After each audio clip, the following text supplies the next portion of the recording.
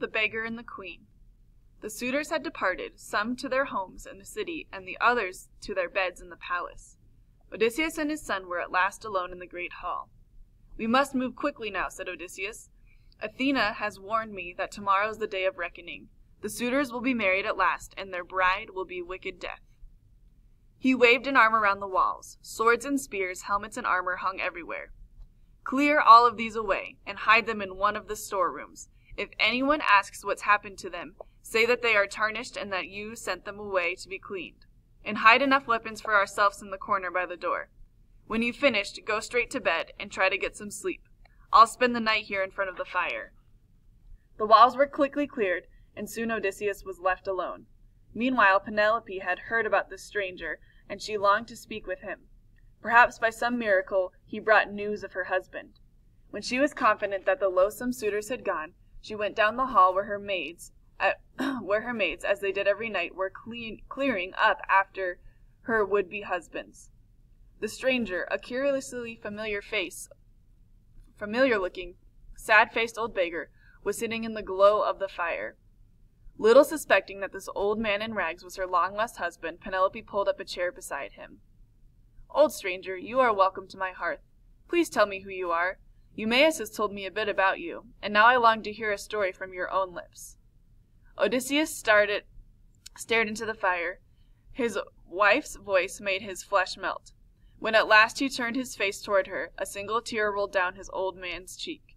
"Noble queen, forgive me. I'm afraid you must think I'm a pathetic old man, but when I remember all that I've lost, I can't hold back my tears." "Old friend," answered Penelope with a sad smile, "I'm no stranger to sorrow myself. For 20 years now, I've waited for the man that I love. Every night I've soaked my pillow with fresh tears. For over 3 years I've besieged by suitors who ruin this house and eat away my heart. Not one of them is good enough to wash my husband's feet. When they first came, I asked them to wait until I finished weaving a shroud for Laertes, my husband's dear father. It was a duty to which I could hardly object. Every day I'd weaved, and every night I'd secretly unravel all of my work. I'd spun this out for over 3 years, until one of my maids betrayed me. The suitors were understandably furious, and now I cannot put them off any longer. Oh, how I curse the name of Ilium! Odysseus never wanted to go to Troy. We were deeply in love, and our son was only a few days old when the call came. Odysseus knew it would be a long war, and pointless for a petty pride, and he knew he might never return. He told me to look after his kingdom and to care for his father and mother, and if he'd not returned for it when Telemachus came of age, that I should marry again. Old friend, tomorrow I shall make my choice, though it will break my heart." Odysseus wanted to reach out to Penelope and tell her he was home, but he knew he must not weaken now. He could not expect her to hide her feelings after so long. After 20 years, they could certainly wait one more day. "Noble queen," he said, "your deep sorrow matches my own.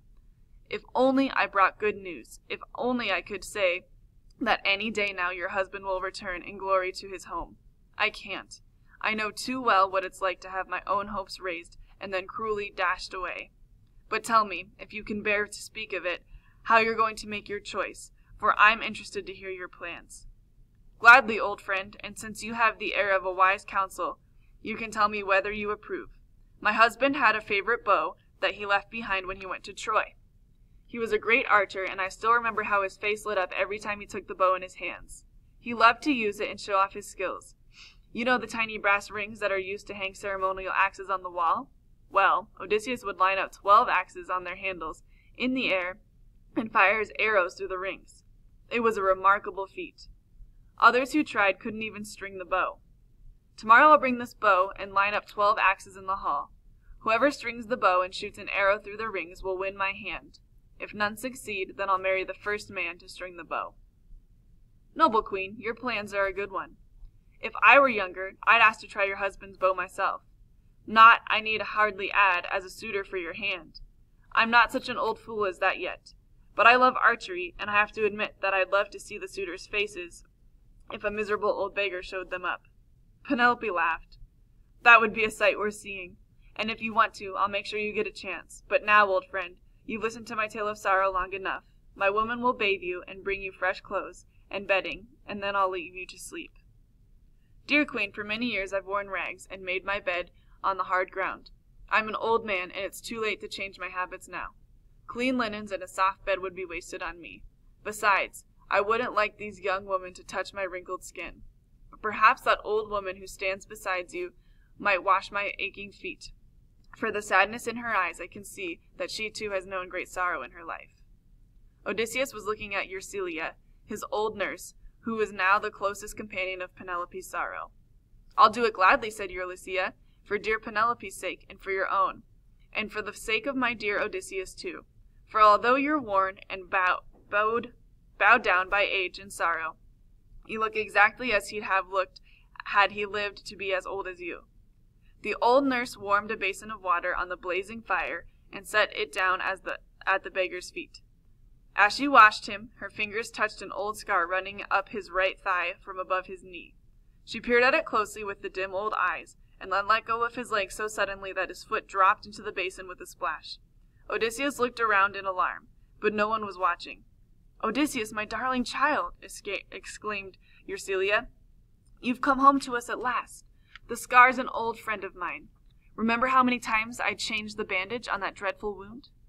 When he was still a boy, Odysseus had been wounded by a boar in the woods of Parnassus. It was a deep gash, and he had been carried back to the palace, where Eurycleia had taken care of the wound until it healed. Now in the joy of recognition, the old nurse turned to Penelope to share the good news. Before she could utter a sound, Odysseus had gripped her sharply by the wrist and pulled her toward him. Dear nurse, this is Odysseus who sits before you. But don't think I come disguised for amusement's sake. This is no time for games. If the suitors discover that I'm here, they'll kill me like a dog. They've already agreed to carve up my kingdom between them, and they've spent too long here to give up now. My child, replied Eurycleia, your secret's safe with me. Remember I once nursed you at my breast.